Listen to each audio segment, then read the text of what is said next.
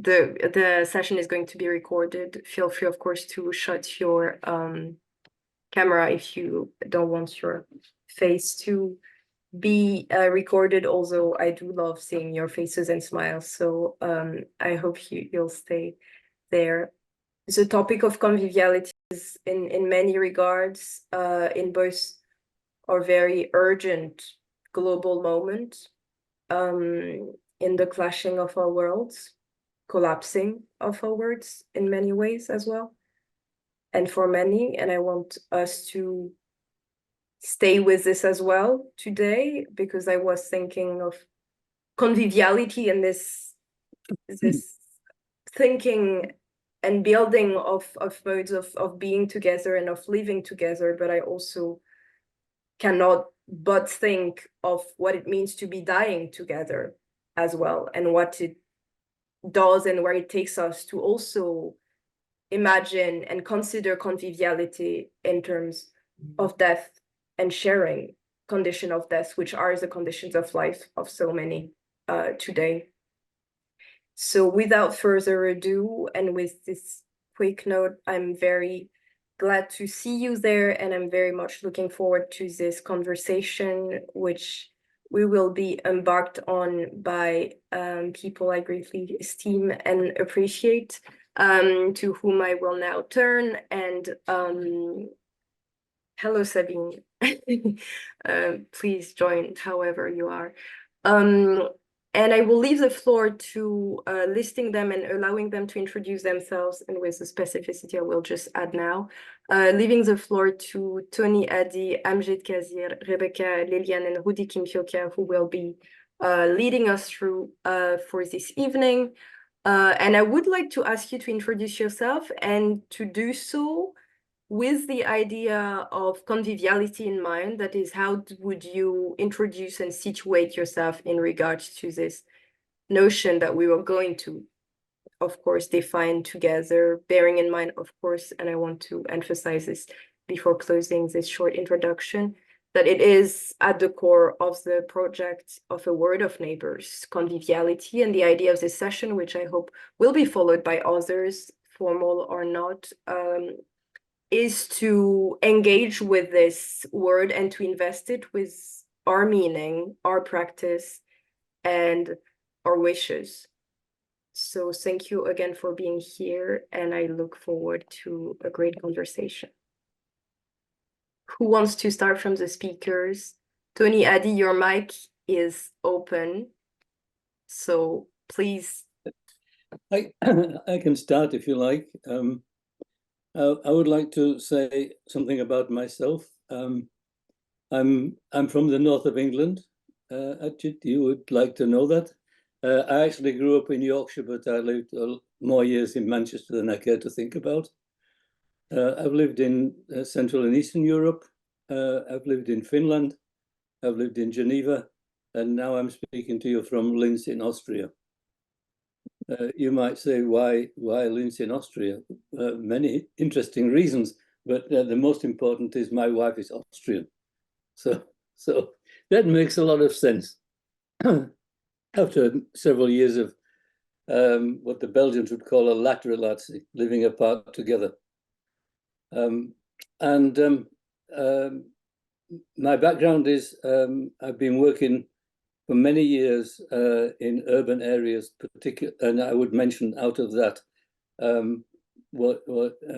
South Leeds, which is a very diverse area, and also East Manchester and Salford. And so I have a kind of deep history of practical and local engagement and political engagement also. I'm a pastor by training, and still that's my core vocation. How did I get to conviviality? It's a very interesting, flashing moment. I was sitting in a group actually in the Czech Republic, and the people who were in that group were all from Eastern Europe. And we were talking about the issues that stand behind conviviality, but we didn't use the word. And what came out of that conversation was a certain amount of anger from people saying, and I know this from other experiences, that Eastern Europe is a place of great diversity. And yet the words that are used to describe this in the current jargon are all words which come from the, let's call it the West European colonial experience. And we debated together about that and came to the idea, well, let's use a word that nobody's using. At that time, nobody was using conviviality. And so we started with it. And gradually the work expanded, and Niels has been a part of this work from the very beginning, working with the Lutheran World Federation across Europe. So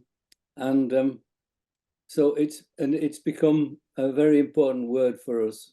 And I can explain now just a little about that, if it's okay. Should I go on? Please, yes. Yeah. So I think that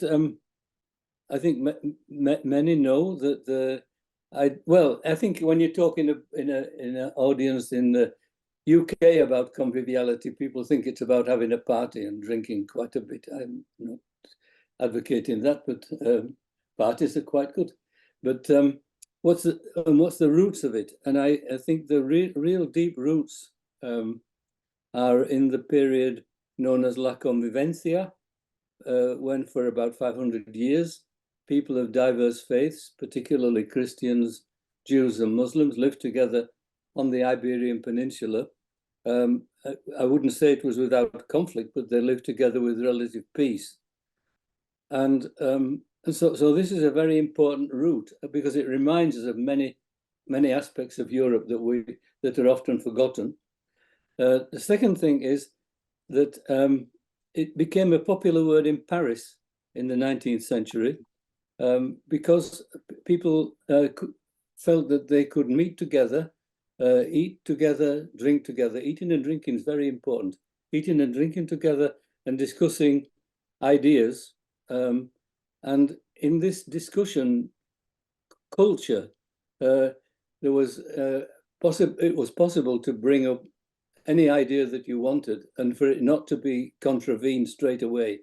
Nothing was ruled out of court, and the conversation could lead to the evolution of shared ideas. And I think this is one of the reasons why English people took conviviality to mean a party, because it's to do with eating and drinking. But it's actually the free, unconstrained sharing of ideas and the search for shared ideas together. My first encounter with conviviality was through the work of Ivan Illich, who actually was Croatian Austrian, let's call it like that, and growing up in Vienna, became a priest. And he worked in New York and then in Latin America. And he developed the idea of conviviality in a very important book called Tools for Conviviality. And what he meant by that was the relations between people and the environment, and between people and technology. And he was very critical of the way in which technology and the economy dehumanize people and dehumanize productive relationships. And he was the one who coined the phrase hidden work to describe the extra unpaid work that the economic system makes us all do these days. He was also critical of those health and education systems which instrumentalize knowledge and instrumentalize healthcare and instrumentalize, most important, people. I think more recently, there's been quite a boom in writing about conviviality, but the person who influenced me most is a Black British writer called Paul Gilroy, because he was writing about the post-colonial situation in Britain and about the white population in Britain, and noticing that the white population in Britain have not overcome the loss of empire and the position of Britain as a great power. And because they've not overcome it, and because they've not gone through a process of grieving about it. They're in a melancholic situation, which means that they keep going back to some nostalgic vision of an imagined past that never really existed. And he contrasted this with the relationships between people in the neighborhoods of East London, which he knew quite well. And he contrasted the post-colonial melancholia, as he called it, with the everyday conviviality of people who could get by with their life across diversity and in the streets. And so everyday conviviality emerged as a basis for thinking about how people live together and about how we can develop organization and action. And I think that there are three important aspects to conviviality. The first is, if we think about convivial life together, it offers a critique of the structures which obstruct convivial life together. In fact, the structures often negate conviviality, stop us living together. It offers a kind of vision which is an alternative to the present ways of organizing things, but it's not a blueprint and it's not a utopia. It's a kind of active utopia, if you like. And thirdly, it informs our practice because it starts with everyday life and relationships, not with professional work, not with interventions in everyday life. So convivial life together is everyday practice. It recognizes that conviviality can't be planned, and it recognizes that conflict is an integral part of convivial life together. So critique, vision, and practice. Thank you very much, Tony. I leave the floor. Thank you for this introduction. You indeed have been working and writing a lot about this notion, and that's why we invited you to join in this conversation. So thank you for this actually quite clear and concise in terms of what all that we can say about this notion introduction.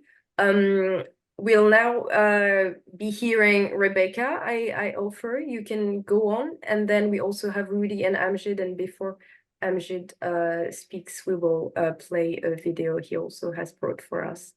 So yeah, that's the order I'm suggesting. Thank you, Rebecca. Thank you, Tony. Hi, thank you so much, Tony.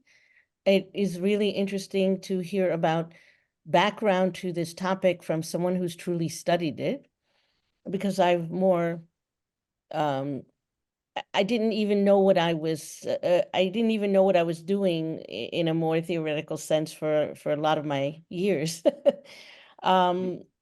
I grew up in the United States, but I grew up in the United States from families on both of my family sides who were refugees from Eastern Europe and Russia.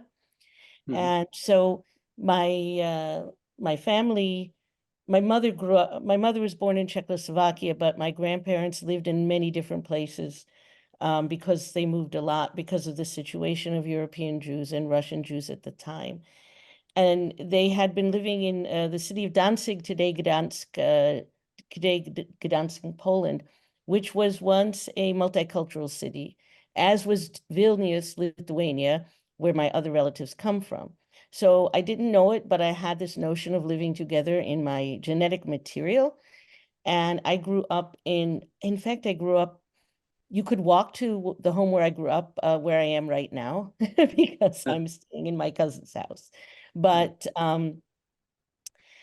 my first degree before I became a rabbi was in multicultural education, because growing up from immigrant family in the US, one of my most important thoughts was, how do we create an intentionally multicultural society, which is the word we used, so that from the time people are children, they learn how to live together peacefully with neighbors from all different cultural backgrounds. And interestingly enough, when I think it going on, probably, I don't even know, since in 1983, I graduated with that degree. So I guess it's almost 40 years. I've been thinking and working on these topics. But how I got directly involved in the situation in Europe was through Dirk Ficke, in fact, one of the founders of World of Neighbors, may he rest in peace. We met first when I was working for a social cohesion institute in not institute, NGO in Malmö, Sweden. And this notion that we may not make perfect alliances, but we can make alliances that will help prevent violent or really bad and destructive differences, and then we can work more and more towards peace. And that's the kind of work I've been doing for a long time now. And I'm very excited to learn from you, Tony, about more of the theoretical examples. And in case you didn't know, since I sort of represent the Jewish voice of A World of Neighbors here, more often than not in Europe, since the beginning of Andalus, but then after the end of that, also in Poland and Lithuania, as I mentioned, Jews and Christians, and when there have been Muslims, also Muslims, have indeed learned to live, not only to tolerate each other, not only to exist together, but like the word says, conviviality, to live together and not to have to assimilate, but to learn from one another. And later on, I'll share a little bit of the examples from a Jewish perspective in Al-Andalus in the Middle Ages. And I'm very excited about it because it was something I had studied, but I visited for the first time in December. And I'll try to keep it brief because I was very excited. So Aude, when I get to that turn, you can just really shut me up. I'll try if I dare. But it probably will be very fascinating as well. Thank you very much for this sweet introduction, Rebecca.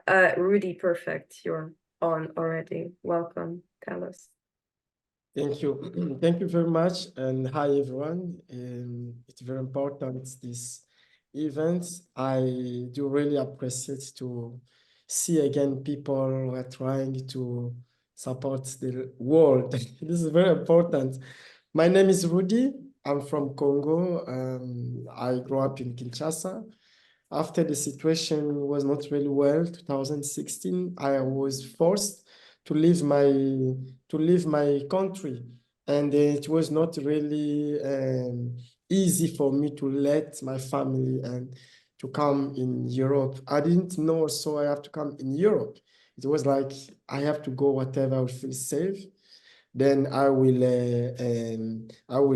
try to live there. I arrived in Greece, in Turkey, after I crossed Greece.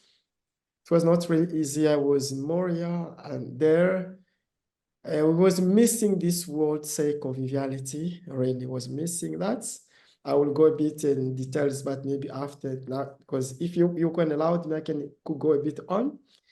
It was not existing, and I didn't know this word because, first of all, we were separated, living inside the camp, and without being together with the locals and the volunteers. We were so isolated.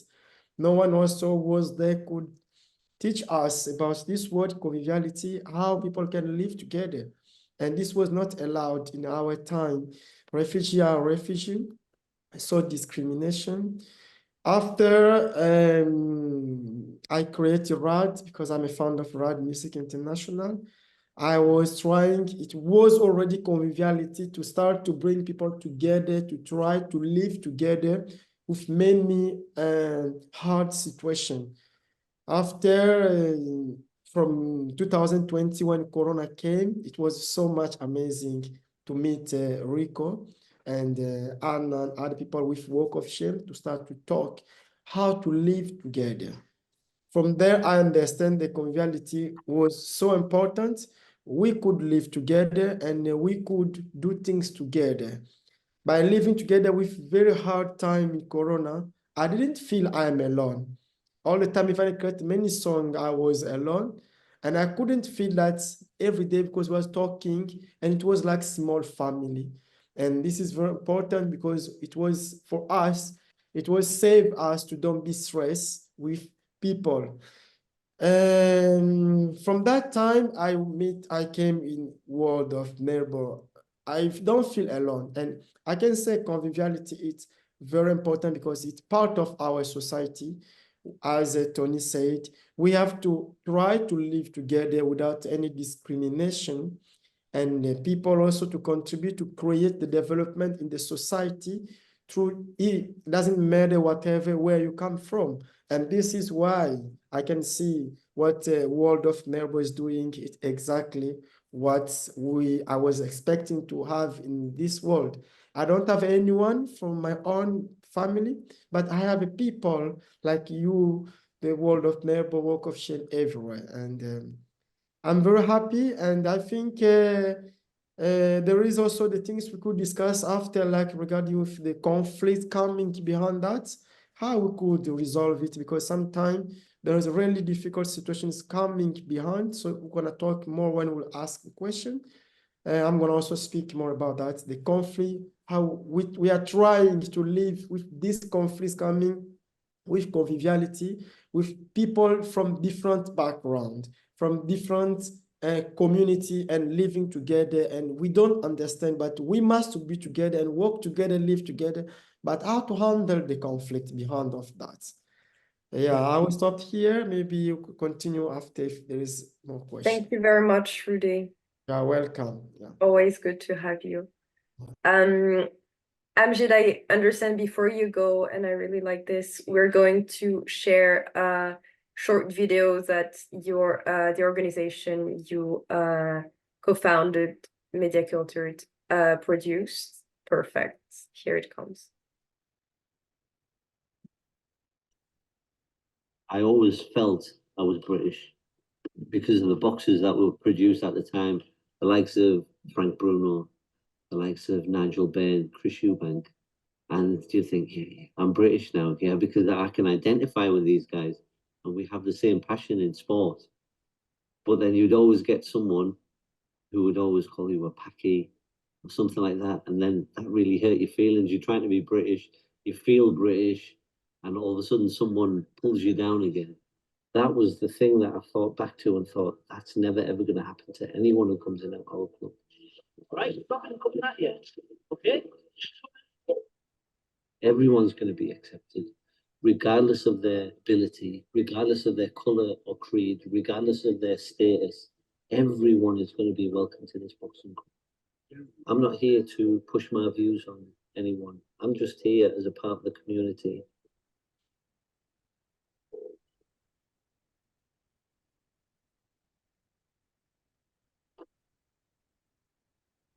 I'm happy to continue from there. Thank you, Aude, and thank you, Magdalena, for inviting me to take part in the very important conversation, and to Tony and Rouddy and Rebecca for speaking so eloquently on conviviality. The film you've seen there is a short that we made called Combinations back in 2012. Just to give you a brief background in terms of the work that we do. So I was born and raised in England to Pakistani immigrant parents, a proud practicing Muslim who was born and raised in the northeast of England, which is the most nicest part you're ever going to visit if you get that chance. Having multiple identities, having to settle into life in the UK, speaking to conviviality is, for me, I think, part of a natural process, really. In terms of the work that we do, that impacts upon working with refugee and migrant communities and promoting social cohesion. I run an education and training social enterprise called Media Cultured, which delivers workshops and training to not only schools, but to colleges and to football clubs. And we try to empower young people to hear an alternative narrative. One of the most powerful aspects of conviviality and taking away the otherness of different communities, for me, comes through storytelling. And our chosen platform for that endeavor is the use of film. And we find films that we've made in the past and other films that brilliant people around the world have made can be incredibly powerful educational tools. And in respect to my own work in this space, not only do I find it an obligation to tackle prejudice and misinformation and hate crimes towards people who are perceived as the other. Now, it does help the fact that I am 6'2" and 15 stone, which helps you for yourself, and the youngest of 4 boys, and I can probably accurately say I've been in more trouble than all of my brothers put together.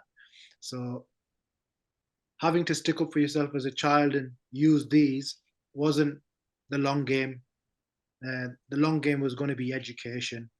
And in this journey, not only have we had the opportunity to work with many, many people to explain to them that we're not that dissimilar from one another, but by telling stories and trying to make people feel from non-white communities to the other unremarkable, trying to show people and showcase to our friends in our communities that we are not that dissimilar to one another. Now, the film that you've just seen a clip of there, the character Imran told me once of a story where he was called Osama bin Laden. He was delivering a PE lesson in a school, and a young girl swore at him and called him Osama bin Laden. And he explained to me how he took his time to understand where this girl's prejudices were coming from, and how over the next few months he spent time speaking to her and showing her that Muslims aren't what the media portrays them out to be. And I thought to myself, how can I take you to every single school in the country? So the concept of the film of Imran was made, but around that time, I also lost my uncle Zubair, who was tragically the victim of a racist assault just 6 weeks before his passing. So not only was it incredibly emotional for me to want to be able to address misconceptions, but also to tackle racism and hate and xenophobia head on. So to have done that work 10 years previous to having made the film, and then 10 years since to continue on that path, it does seem to me almost like a calling to be in this space, to do this work. But ultimately, we are trying to present to different communities that to take away that burden. We're not unremarkable, we're not different. You know, wherever you might come from, convivencia, and I always say convivencia, but conviviality for me is about bringing diverse groups together and taking away the difference, accepting differences, celebrating differences, even differences of opinion, be they theological or social. Ultimately, how do we bridge that gap where there's a lack of education and not thorough explanation? So use of film and speaking to people, speaking to who we are, being born and raised in this country, using film to tell stories, delivering workshops and empowering the next generation so that they don't feel the same pressure that my generation felt, you know, about anti-Muslim racism or anti-South Asian prejudices in the UK. So I come from a point of three main forms of activism, which are education and explanation, to promote to people that we are not unremarkable, we are all the same regardless of our backgrounds and where we might live, but ultimately by providing an alternative narrative, tackling the stereotypes. And if those three steps are achieved, then our main goal as an organization and my personal and religious goals are to promote social unity. And being a part of AWoN, being able to go right around the world and do what we do and speak truth to power when it matters is what drives me every single day. So I shared a story once with Rebecca that when I was invited to America by the Obama administration, I turned up at the White House and across my chest it said the words "Free Palestine" on my t-shirt. And my mother looked at me and thought, this child of mine is going to end up in Guantanamo Bay. There's something wrong with him. But the fact that the US government were kind enough to invite me was because of the films that we made. Not only because of the passing of my uncle Zubair, but in 2004, there was an assault on Gaza by the IDF. And a young boy in one of the local mosques where I was volunteering said something to the effect of, "It's the ex-Jews again." And we challenged him about his racism towards the Jewish community. And when he retorted by saying, "Well, you're not going to tell anyone. We're in a safe space in the mosque." And we said, "Well, who are you afraid of?" And he said, "Well, the police." We said, "It's not the police you want to worry about, son. It's God." Because our faith teaches us, lakum dinukum waliyadin. It teaches us that regardless of provocation and how impassioned you might be, hatred towards another community is completely unacceptable and goes against the traditions of Islam. So I can talk for England and Pakistan, as I've just proved. And we're trying to bring people together, conviviality. You know, for me, not even England, not even Pakistan, we live on one planet and we've got to share it. And let's do that. So thank you very much. And I hope that was on the right track, Aude.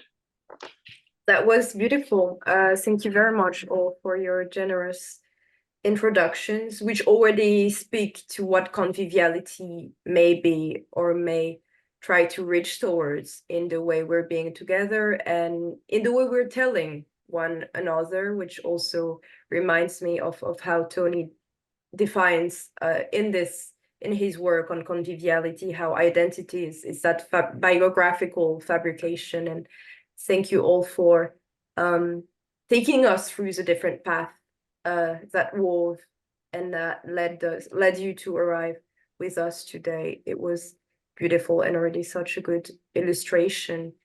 And what I also notice and want to pick up from what you all shared is that orientation towards the others, which is at the core of both your being as others in hegemonic societies, as belonging to minorities somehow, and that forced somehow orientation towards the other in this otherization you are experiencing, which you then decided to put at the core of your work, and which also again speaks to the radicality of the proposition of conviviality as a social model, as a political, perhaps, disorder in terms of the current order we're living in, which tells us and emphasizes our subjectivity as individual and as supposedly autonomous and self-created and prior and also very much through consumption, of course.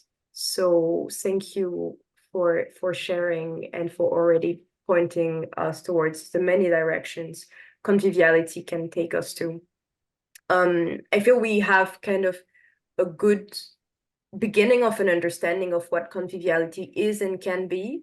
I would like to hear again from you, Rebecca, and your excited sharing about Al-Andalus period through your study and then through your kind of more empirical encounter with that place and how it felt and what your reflections on this are.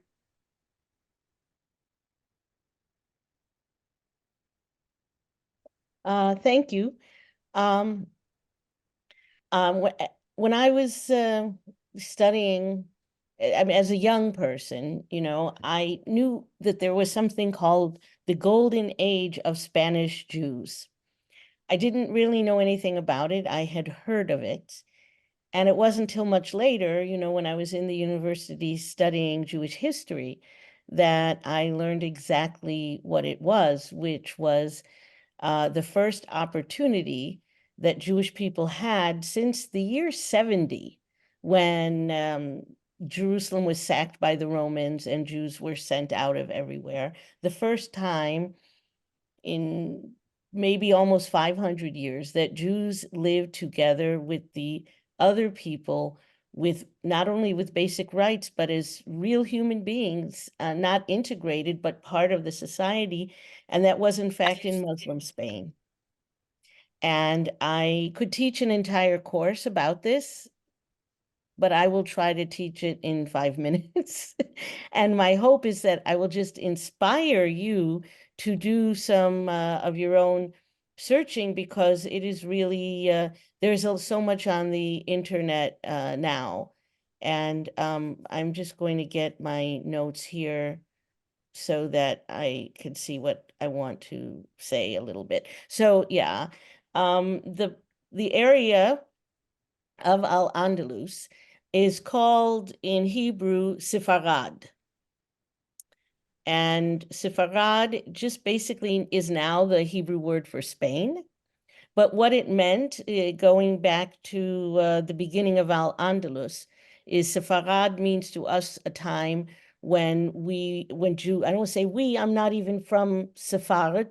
You may have heard, some of you, that Jews in general, in terms of our religious practice, are divided into Sephardic that are the Jews from Spain, and Ashkenazic, the Jews from Eastern Central Europe and Russia. I fall into the latter category. But what we call Sepharad, to all of us, it symbolizes the very first time living in diaspora that we had rights. We had a chance to educate our, for people to get an education, for people to own businesses, for people to do everything we were not allowed to do since the expulsion from Israel in the year 70. And this was all thanks to the Muslims who were ruling Spain at the time. And there are many, many eras because the Muslims were ruling Spain then again until 1492, basically. So I just would like to give some highlights, and then I hope it will inspire you to look up some more. One of the highlights was poetry, because many of the Jews, the scholars, the poets, the scientists who lived there wrote actually in Arabic. We call it Judeo-Arabic. It is a language I don't know. I can read it because it's written with Hebrew letters, but the vocabulary is Arabic. And some of them wrote in Hebrew, and they also mixed them up like all of us who are living. Anyone who knows migrants know that whatever the native language is, it gets changed when a whole group of you migrate to another country. That's Judeo-Arabic. And some of them also wrote in Hebrew, but with a lot of Arabic mixed. And there's a poem I shared in the chat, or do you have it as a screen share? It's also in the chat. Oh, that's too pretty. Let's go there instead, because that's just too pretty. And the poem is actually in the chat. So in fact, I think I will not read it now. You can see the poem, and I'll mention the poet. But has anybody been here before? Just raise your hand if you've been here. Anybody? Aude, what is this? What is this? It's the Alhambra of Granada from the legend, but It is. That yeah, is right, what it yeah. is. I have been. I have done this journey through. It's such a beautiful part of Spain. I really cannot wait to go back. It is, and I went there for the first time just last December, and I had heard all about it. And in fact, Granada, I made a pilgrimage to Granada, not to see Alhambra, but because it was the very last place where Jews and Muslims and Christians lived together in peace, right before the 1492 violent takeover.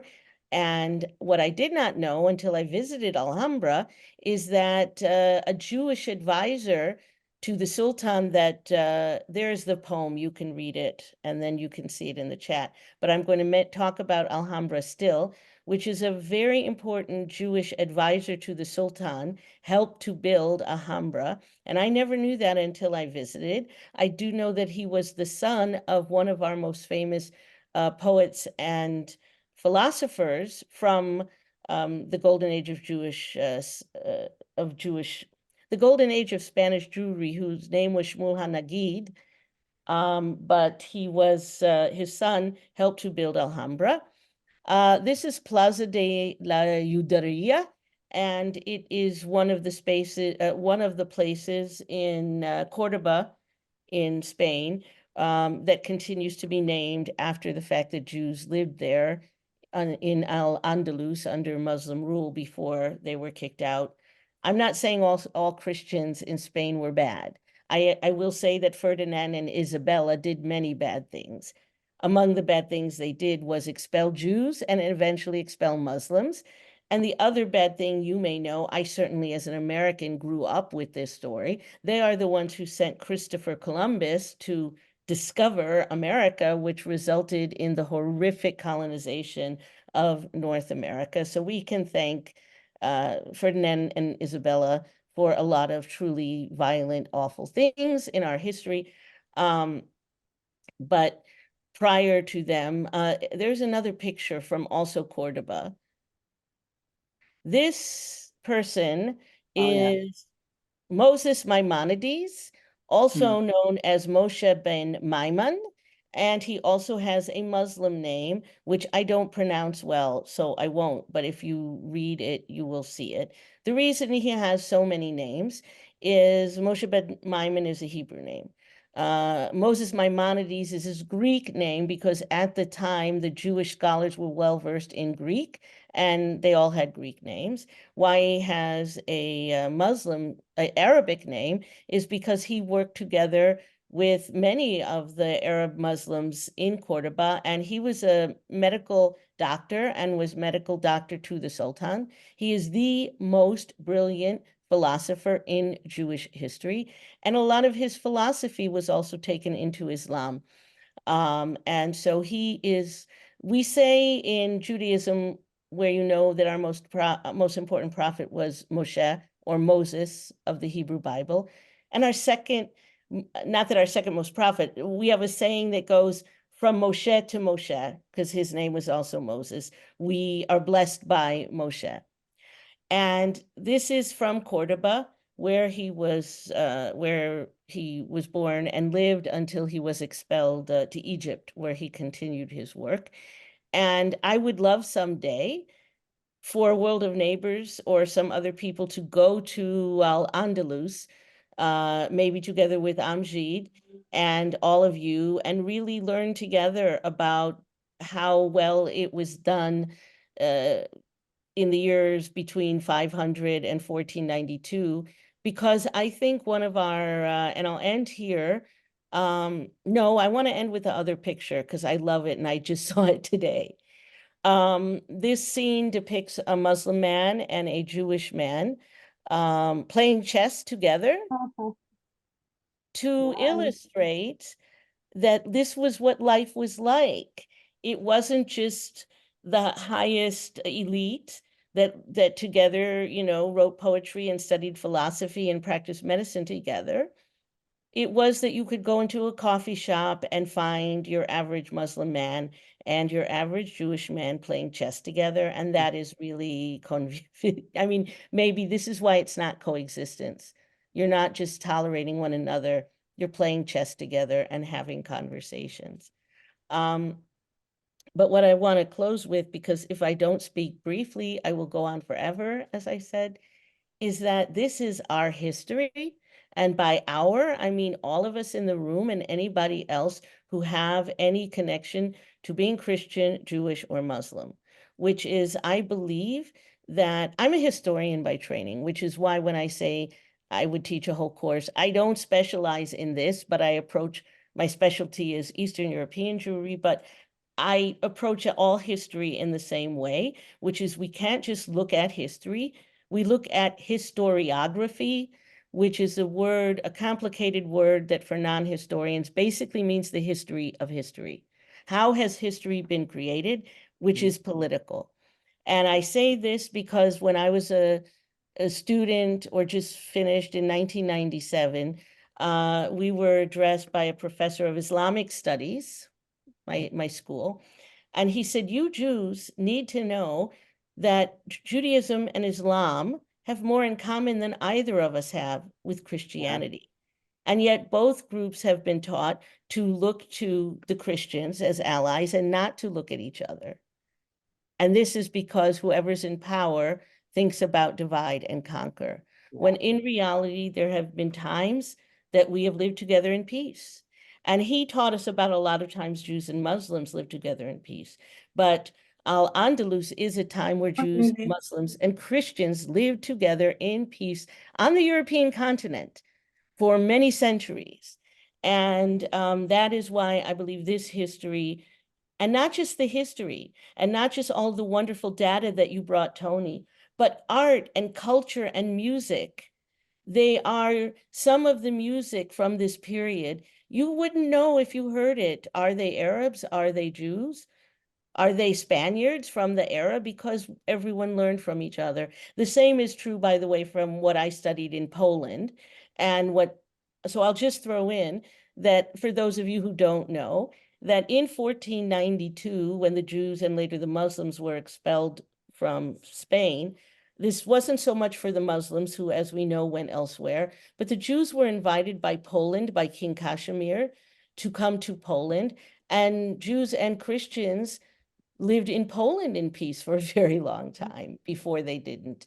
So I think if we look at the entire history of Europe, there have been so many times that your average regular person isn't given access to, when we as different religious groups or ethnic groups did live together in peace. And this is our history, and we should all reclaim it and reclaim the food and the music too, because I'm just going to end on food, because people who know me know I love food. And when I've eaten Sephardic food in other places, but when we were actually in Sephard or Jewish Spain, there is a restaurant in Cordoba that tries to reproduce the food that was made with recipes and such, and it is really one of the best meals I've had in many years. So I hope that if anyone has questions about this, put them in the chat, and I'll try to send you where you might learn. And feel free to be in touch with me, because for me, my trip in December was life-changing, because this wasn't something I read about in books. I went to the places, I saw the statues, and what I did see too is that Christian Spain is honoring this history, because it's a beautiful place to see how the layers that are being honored the layers of history it's changing. And it's not just that the winners of the last war get to write the history. It's becoming a more collective, diverse history. And I think we all have a lot to learn for that. So thank you. Thank you. Thank you very much, Rebecca, for Thank you. taking us through space and time. Yeah, I agree with your uploading, Amjid. It was beautiful, and it also completely echoes, anticipates what the rest of the conversation might be. I do want to acknowledge the fact that it's 8:30, and but it's a very engaging and fascinating conversation, and I wouldn't have wanted it to go any other way. So what I would propose, I'm going to just let you know what we could discuss further, and then those who want to stay are very free to stay. Anyone who wants to go and have dinner or more, you also can have dinner just here together, because as Rebecca just reminded us, food is important and where it begins. So, and we may take maybe a 5-minute break if you want and continue, or just go ahead. But I do want to both wrap up what Rebecca shared so beautifully with us, to kind of take us to the second part. Rebecca talked about how conviviality is different from coexistence, which is also a point, and differentiating Tony has been focusing on and thinking of, and I would like us to take a few minutes just to discuss this. Perhaps Tony can tell us more in what ways conviviality differs from other models of integration, assimilation, tolerance, or coexistence. That's one first point. Another one, as Rebecca shared with us also through this picture, is how conviviality is about enactments, is about a practice that is continually actualized, and especially in the face of erasures of history and hegemonic narratives of communities and of sedimented identities, when it always has been about being together just because we're the example of this in our life, in our everyday conversations and encounters, in our love stories, in our families. And it's conflictual, and it's messy, and it's beautiful, because that's what we are about. And I want to also take a moment, if we can, and if you want, to discuss how conviviality literally comes to be in practice, which also reminds us of radical thinking about what democracy is. It's absolutely not about voting, it's about being together literally and every day, and how we build this. And I also want to go back, and Rouddy also mentioned it in his introduction, and that's a very big part which we actually would like to dedicate so much more time to, and are thinking of in a further later session, is the question of conflict, which is definitely linked to that of practice, and how somehow do we challenge ourselves to have convivial conflicts? Because it doesn't have to be easy nor peaceful, because life is not, and it's complicated. But there are ways of being together through conflict, of inhabiting trouble, to say it with Donna Haraway so beautifully as well. And I want to also maybe have people share a little bit on this, and also to take the opportunity of having such a nice and small group to also let anyone just join and bring in more perspectives or anecdotes or questions into the conversation whenever. So having offered this continuation of this beautiful moment, I would like to go back to my initial question, which is, are you still with us? Are you still there? Do you want to keep on going? Do you want to take a moment to take a break? Do you want to just go all the way? Feel free to share your reaction in any way. Thank you so much, Anna. You run a lot and you do this beautifully. Thanks for being here. We always appreciate having you. Thank you, Corinne, as well. It was lovely having you and meeting you. Nice, from Rotterdam. Thank you very much for locating yourself as well. Thank you for being here. We appreciate it a lot. For all those who are staying, Rebecca can stay for 15 minutes. I would then suggest that we maybe go on.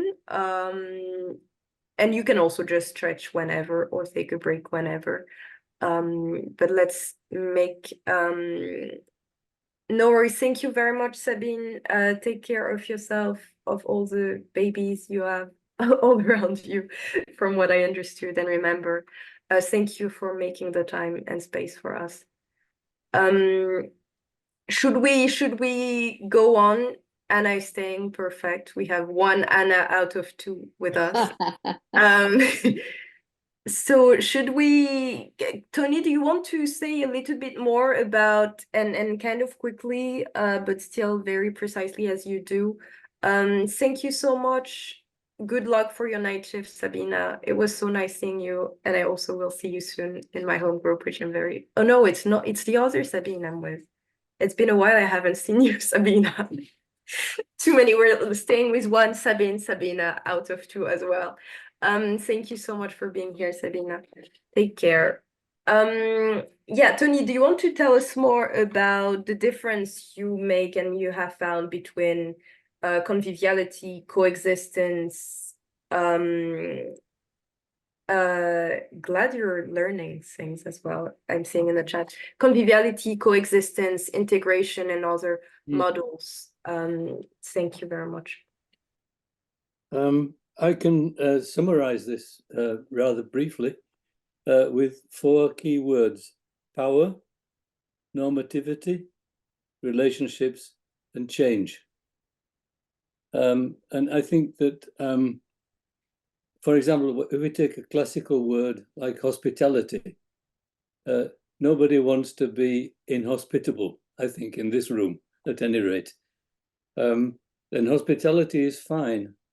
But if I'm the host and I'm being hospitable, I retain the power, because I can tell to the guests, that's the other word, the guests, that it's time for them to leave. And conviviality is pointing us in the direction of living together. So a hospitable attitude may be a starting point, but it's certainly not the end point, because it doesn't call into question anything about the power of the host. And I think this infects a lot of discussion about in this topic. The second is about the normativity that's embodied in such embedded in such words as integration, or even worse, inclusion, because these words embody the idea that people who are in some way other are not already part of society. It's exclusionary, because it means that if we describe the society in which we live, we are not including the people who are already part of it. So I think that the normative idea of integration or inclusion automatically carries with it the idea that somehow I'm working with some people who are not part of the society. And it doesn't matter whether they're, let's call it, not part of the society because of their employment status or because of their situation as refugees or situation as asylum seekers and so on, but they are part of society. It also assumes that the people who should be, in commas, integrated should do all the work. That I mean, speaking now for myself as a white, rather elderly man, I mean, I'm okay, you know, and you should do the work to become like me, integrated. And this is also connected to normativity. And I see Niels now. I'm looking at Niels and reminded of a Swedish colleague, a pastor in a church, who said, I had to learn the hard way that my congregation is a minority amongst minorities. And we have to stop being the normative group for this small town, in fact. So that's the second point. Relationships. There's a very important piece of research which has just been published about 3 or 4 months ago in several cities in Europe. And it shows that people who are generally in favor of diversity don't have enduring relationships with people who are different others. So they have a kind of intellectual idea about diversity. Maybe they also have a comestible idea about identity. So they like to eat food, or a musical idea about identity, but they don't have any close friends who are, let's say, in commas now, different others. When you look at their friendship circle. So relationships are very important. And if we talk about the practice related to conviviality, we will come very quickly to the question of relationships. And the fourth is about change. I think tolerance is fine, you know, it's very okay. It's better to be tolerant than intolerant. But tolerance tends to imply live and let live. So you live in your corner, I live in my corner, and we don't interfere with each other, but we are quite happy that we are living in this place together. But conviviality is not live and let live. It's conviviality, living together. It's about, let's say, finding a common voice about some things, finding a common horizon of possibilities, finding the actions that we can do together. So these 4 words are very important: power, normativity, relationships, and change. That's what I wanted to say. Thank you very much, Tony. That was actually a really good way, I think, to present it, and I think it also opens a lot of possibilities for more conversations. Thank you for reminding us those 4 words we can further meditate on, and I surely will. I would thank you very much, Niels, who also has to live. It was really nice having you. And I would like to move on to the practice part, and also bearing in mind that Rebecca has to leave soon. If you want at any point to add something, also I'm already very grateful for everything you shared, which was very precious and I think taught us a lot in terms of hope as well, and remembrance. Please feel free to, but I would like to turn to maybe Amjid and Rouddy, and in terms of embodied and everyday practices of conviviality, I would be very curious to hear about your experiences. Yeah, can I start? I think then Amjid will go after. Thank you. It's very big experience, and that is not really easy. Because, you know, when you start to live with people that you don't know, because the society, and like we say, the conviviality, it obliges you, you must to be together. But how now you could deal with all these people coming from different backgrounds is not easy. That I was so happy when Tony was saying it, part of also integration, and it's not the same. I'm learning a lot also from here to make the difference between hospitality and living together. There is a way we feel here, as my experience, people want to make some hospitality for some kind of people to feel like, okay, here I'm well, but not to live together.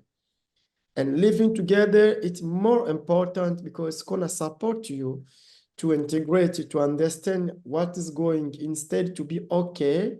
We take care of you. We want you to be here, want to be here, want to be here, but don't come in our pot, like, because this we live here. And this is what we are facing exactly here in the ground in Greece. It's not easy to be together with people. It took me really time. Sometimes I say, okay, I have to go back because I feel I can't continue. People do not appreciate you. The society, you feel not well, not people tell me we don't like you, but you feel yourself, I'm not involved in the society. And yeah, integration, thank you. So you have to integrate, and to integrate, that is not easy. There is no standard platform that would allow you to integrate and to live this with these people. And through the work of RADs, by trying to learning, bringing people whatever I didn't receive when I was in the camp, I'm trying to bring now to people. And it really, I can say 10% for the people start to try to accept to live together.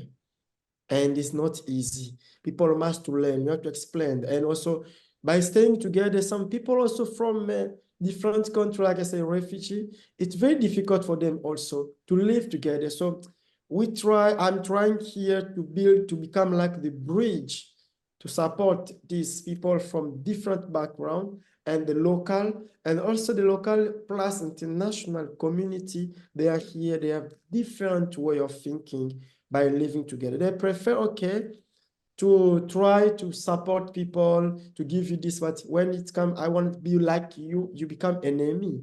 I face it by myself. When I want to beg people, please give me food, they give you. Please give me clothes, they give you.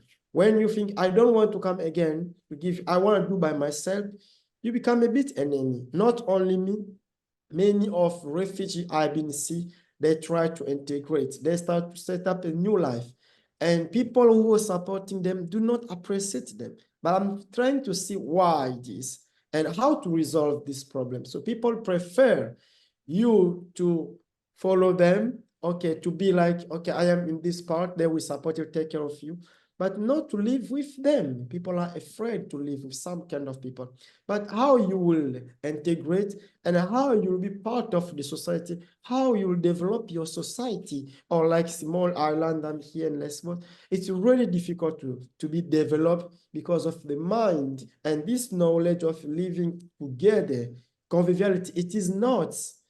For me, I think this is the way maybe it could be very good in the future. I would love also to have it with my team, the volunteer from the camp, locals, to have this kind of knowledge, because it is not. People do not like appreciate to live together. They do not appreciate to eat together, except when I'm playing music. That Rad play crucial role here, because when I play music, I bring all the people together, practicing, dancing, singing, eating, and at the same time we share the message. So I think this is a very big training also for me that I would love to transmit to other people, and especially in 20 June, we have subject, we are talking about how to live, like to feel the place you are as a refugee like home. So home, it means we have to live together. I have to feel this place is my home, and with conviviality will help. Okay, I have to be with them. So it will be part for this year. I would love really to also talk with Tony, maybe after here, to see how I'm gonna share a very strong message to the community in Lesbos, how we could live together, because I feel much connect with you guys are far away.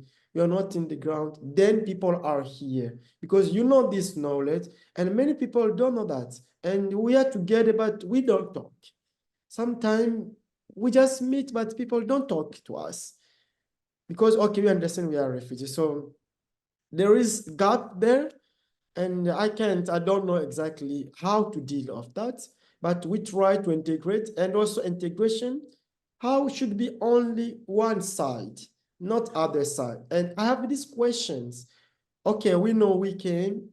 People do not appreciate also to learn our culture, and it's very difficult. People want we to integrate to their culture. There is not living together. It's a bit small conflict of conviviality in this kind of way living together. But what we can do, we can just continue to learn until the world will understand. We have to live together because we must live together. We cannot separate that. As the way with the evolution of the technology, of the society, of the development, we must live together. Only this I can share from my experience. I don't know if Amjid has something to add on that. Yeah. Thank you very much, Rouddy. I like witnessing this dialogue and finding of language and ways to express and frame practice, not wanting to reinforce this binary between theory and practice, in which I don't endorse. But I really appreciate this, and I hope you'll get to exchange more with Tony, who I think will want to react. I'll just ask first Amjid to also go on, probably has many things to contribute with, and then maybe Tony will have a few words to add to react to their contributions. And Rebecca, of course, anytime if you want to jump in, feel free as well as anyone in the chat or out loud, please feel welcome to. Thank you very much, Rouddy. Thank you. Thank you, Aude. Thank you, Rouddy. In response to sort of the way you framed the question, Aude, the practical implementation of the conviviality on a day-to-day basis, I'd like to touch upon part of what Tony said and also some of the issues Rouddy addressed around inclusion, integration, and diversity. You know, sometimes doing this work on an interpersonal level, you will hear comments from those who have a prejudice against South Asians and Muslims and foreigners. And they'll say things to the effect of, well, you're one of the good ones. They'll say comments like this, and you think to yourself, well, I'm probably the only one you've met so far. But on an interpersonal level, conviviality and explaining to people the burden of integration, as Tony alluded to, isn't that difficult because they begin to see you as very much like them, the same culture, the same language, the same experiences. And it is, for me, integration or assimilation is a two-way street, because a lot of what we talk about in terms of the narrative and tackling prejudice is upheld by established racist structures. I'm sort of academic speak there. The system is almost built against the uplifting of certain communities. We're constantly fighting to explain who we are, what we stand for, and why we don't get certain opportunities. But then when you bring out those concerns within the systemic racism fold, then you're playing the race card, then you're the problem. And it really is not only interpersonally a burden, having to explain to people, well, I'm not the threat, we're not the fifth column, get away from your McCarthyist idea of the world, we are not here to threaten you, we have our own experiences and opinions, but that's interpersonally. But when that echoes into broader social structures, which are almost feeling like they are pinning you down, it can become a real burden, you know. And I think explaining to people that, look, constantly, and I think it's almost for me part of the reason the film is such a powerful way of telling that story, because explaining yourself every single day and talking in workshops, diversity workshops and inclusion agendas about your role in your space, to say to people, well, really and truthfully, we're just part of the community. I don't want you to see me as the other. That's tiresome. And I think sometimes by just saying, I'm going to press play on the video, just please watch the video, it takes away a lot of the challenge. But underpinning all of these, I think I might be contradicting myself in a way. The more we give space for people to share those stories, for example, we are looking to do some work with young women in Pakistan around inclusion, around social unity, and they have the same challenges there. So even though I was born and raised in England, I will always be seen as the other. When I go to Pakistan, I'm seen as a Valeti, which means somebody from England. So I don't know exactly where I can belong, but I tell you what, as long as I'm very, very comfortable in my own skin, alhamdulillah, I'm happy with that.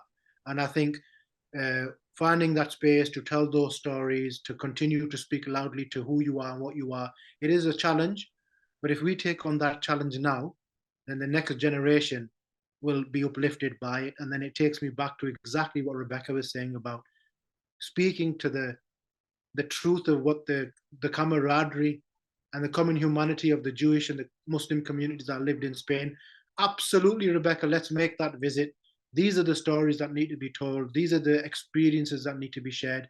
And ultimately, as much as we might be living in an overtly populist time in human history and deeply entrenched nationalistic ideals, I'm one of hope. And I think by telling our stories, by fighting against the system, and interpersonally talking about conviviality, we can hopefully make the next generation's challenge that less daunting. Inshallah, God willing. That's all we can try, you know. So. Beautiful. Thank you so much, Amjid. I always like listening to you. It's very soothing somehow. Thank you for sharing this and energizing at the same time. Thank you very much for sharing. Rebecca, I know you're running and you want to share, and we always want you to share more. So please, and then I'll ask Tony again. Thank you. Yes, because I have to run, but I wanted to say one thing, because what Amjid was saying is exactly what we go through as American Jews, less so now, but in my generation more, and in my parents' generation all the time, which is my father was born in America. His mother, his father was not. His mother technically was, because my great-grandmother was pregnant on the boat. But what we Amjid, I would not be surprised if you've heard exactly this, having grown up also in an English-speaking country. When I was a little girl, I got it. Oh, where are you from? I'm from here. No, I mean, where are you really from? And I know from talking to other friends in the UK, it's the same. You could be born and raised here. English is my mother tongue, and yet where am I really from? And I see all of these beautiful faces here from all over, and I will just share, because I'm sitting here walking distance to my own high school I attended. I went to high school, obviously with a lot of African Americans, but also with people who had come from the Caribbean. And so a lot of white people who did not befriend these unknown darker faces assumed they were all the same.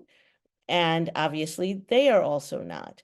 And so people from the Caribbean spoke a different English, beautiful, but with a different accent than those of us born here. So my African-American friends who had been here since their ancestors were enslaved and kidnapped and brought here would get the same question, where are you from? Here. But where are you really from? Here. Well, where are you really from? Well, my ancestors were enslaved in the South and now they're here, but I can't even tell you when they were in Africa. And that it's a borderline where we can't say we're all the same, but we can't say we're all different. I think our job, all of us here, are to find that place where we respect the difference and then see the internal. I'm looking at Anna, who I know grew up in Italy, but has lived in Croatia for a very long time, and again, this is our story. So I'm going to recommend it a film to everybody. It's called Every Face Has a Name. Magdalena, do you know this film? Every Face Has a Name. If you could put it in the chat, I'm sure you could see it. It's a Swedish-made movie. It's subtitled in English, but really what the filmmaker did was find footage of people who survived concentration camps in Auschwitz and looks at what happened to them when they were refugees. But then at the same time, you see an African man, but you don't see him at first, but ultimately you see an African man who had to be rescued in his escape from Africa coming to Europe. And you realize it's just one long tragic story, but every face has a name. And I recommend it highly. It's a beautiful movie that shows how there's this constant human story and we're all different and we're all the same. And I will have to leave soon, but I love A World of Neighbors so much. And I just want to end with a quote from the Talmud, because I'm not used to being an elder, but I realize I am. There's a saying in the Talmud that says, I have learned a lot from my teachers, and I have learned a lot from my colleagues, but from my students, I have learned the most of all.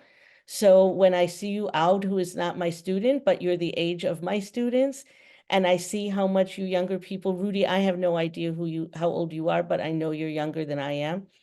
Like, you are teaching us so much, and all the rest of you, and Amjid, who is my younger brother. Like, thank you all. I just miss you all so much and look forward to the next time we meet online, and hope to meet many of you in person in Greece in September. And stay in touch, everybody. I love you, really. You are Thank you so changing the much, world. Rebecca. Thank you, Amjid, as well. I see, of course, we all need to leave at some point. Thank you so much for staying in and for continuing such a beautiful conversation, and for sharing so much. Tony, do you want to also react for the few of us that are left? Do you want to add something? I saw you nodding quite a lot at what Rouddy was sharing, and I think you two would have a lot to say to each other, and I hope you will get to. Do you want to add something as well?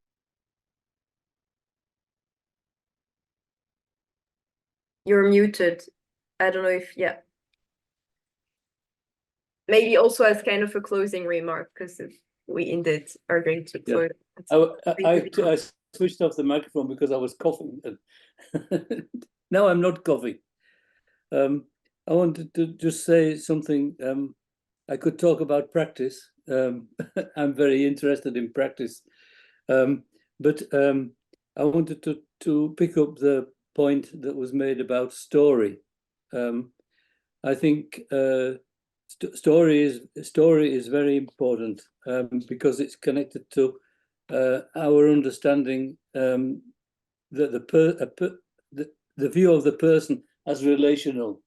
So we are, or let's say better, we are becoming who we are through our relationships with other people, through our relationships with the environment and the structures in which we live. And we're also shaped by history.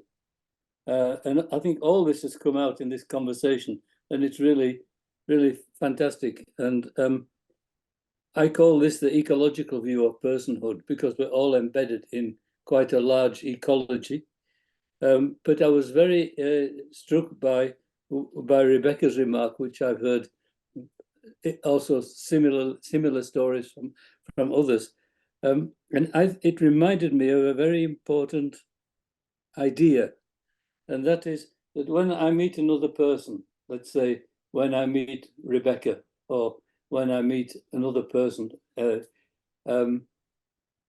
the space between me and that person, I always tend to fill it up out of my story, because probably I might have met another person who looks like that before, or I fill it up out of my professional concepts, or I fill it up out of my professional interests. So I don't allow the liminality of that space to really influence my relationship to that person. I think I have so much data about that person that I try to fill up the space with the data that comes from my biography, actually, my story. And I think it's a very, very important idea for us, and also in my work in Interdiac, that we try to experience liminal space, where we don't fill up the meaning with concepts and ideas and with, I would even dare to say, but not in this group, prejudices, that come from somewhere else. And so the idea of sharing story is very important, but also the idea of sharing story, not just to hear the story of the other person, but that I might change as well. We call that mirroring. Not to copy the other person, but what does that person's biography have to say to me to change my point of view, to change my perspective on things, to change my habitus, if you like, even. And that's why integration, I put it in the chat, integration, and somebody else said it, it's a two-way street. But the third point is, if I share my story with another person, and maybe we're in a group together and we share our story, maybe we should also look together for the horizon of possibilities and see what it is that we can change together. So I think this is part of conviviality, that we are in a situation, we are living together, we can share our story, but we have to build up what's our common narrative. And that's a very difficult thing to do, because for the reasons you've all so eloquently mentioned, what's the narrative that we can share together? How can we build that narrative? Because that is, if I change my story and we change our narrative, that's a very important, empowering and transforming idea. So that will be my closing remark. Thank you very much, dear Tony. It was a beautiful one. And thank you for your precision and your clarity in sharing all this. It's not always easy to summarize years of work, and it's always a good exercise of generosity and reaching towards others to be able to make it into such concise and clear ways. So thank you for this. We have gone through a long time, and it was a beautiful time. I would like to suggest that if anyone wants to add one or two things, and I don't like limiting time, but anyhow, if you want to add one or two things, feel free. The point on conflict which we wanted to make, we anyhow wanted to maybe dedicate an entire session and moment of discussion to. So I'm not, let's not be frustrated about this. And Rouddy, I know you wanted to engage with this, and we surely will think of and invite you back to think more, to talk about conflict and potential convivial conflicts together. I'll just thank you all again for being there, for staying there. It was a very beautiful moment. It was an honor having you and hosting this event. Thank you very much, Magdalena, for all the organization and support. Thank you, Tony, for sharing your work and your thoughts. And I hope we'll have many more conversations with you and among us to keep on defining, discussing, and inventing conviviality and seeking for it, because it's all about this movement, this practice, and this everyday creation of the other words we crave for. So thank you so much. Have a beautiful evening or day. Thank you, Anna, for the quotes. Noam Chomsky, we always like that. Thank you. Take care all. Have a beautiful evening and keep on going.